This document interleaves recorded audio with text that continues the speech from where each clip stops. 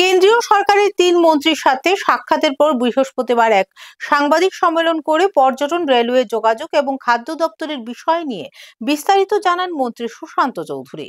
পাশাপাশি মন্ত্রী সুশান্ত চৌধুরী বলেন, উত্তর এবং পশ্চিম জেলার পর্যটন ক্ষেত্রের উন্নয়নের জন্য কেন্দ্রীয় সরকারের কাছ থেকে ১৫০ কোটি টাকার প্রস্তাব রাখা হয়েছে।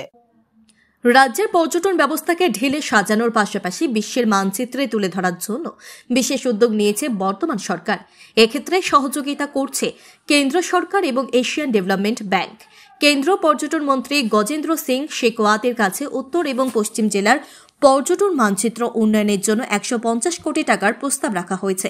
উত্তর জেলার জম্পুই হিলের ইডেন টুরিস্ট লজটিকে নতুনভাবে নির্মাণ করা এবং অ্যাডভেঞ্চার ট্যুরিজমের ক্ষেত্রে স্কাই ওয়াচ, জাম্পিং কটেজ সহ টুরিস্টের আনুষঙ্গিক সুযোগ সুবিধাগুলো যুক্ত করার জন্য ৭০ কোটি টাকা এবং পশ্চিম জেলার জিরানিয়া এসএম কলোনির জন্য ৫০ কোটি টাকা এবং পার্শ্ববর্তী তুফানিয়া লুঙ্গা ট্যুরিজম ক্ষেত্রের জন্য ৩০ কোটি টাকা সহ মোট ১৫০ কোটি টাকার প্রস্তাব রাখা হয়েছে।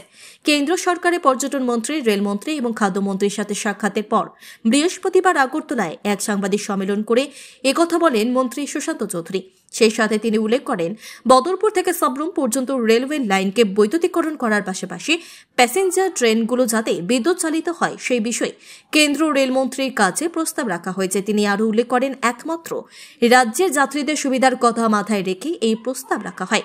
এছাড়াও খাদ্য দপ্তরে বকেয়া টাকার বিনিময়ে কেন্দ্র সরকারের খাদ্যমন্ত্রীর কাছে রাখা প্রস্তাব নিয়ে বিস্তারিত আলোচনা করেন মন্ত্রী সুশান্ত চৌধুরী। আপনারা জানেন যে আমাদের সরকার গঠিত হওয়ার পর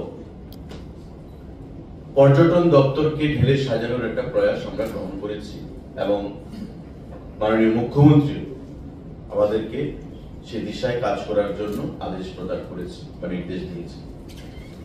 কেন্দ্রীয় সরকার, রাজ্য সরকার যৌথভাবে পর্যটনের বিভিন্ন বিষয়গুলো খতিয়ে দেখে এ রাজ্যে পর্যটনকে কিভাবে বিশ্বের মানচিত্রে তুলে ধরা যায়, বিগত ১ বছর ধরে আমরা সে দিশায় কাজ করে চলেছি এবং বিগত দিনেও যে কাজগুলো হয়েছে সেগুলোকে আরো সামনের দিকে এগিয়ে নিয়ে যাওয়ার জন্য আমরা তৎপরতার সঙ্গে কাজ শুরু করেছি।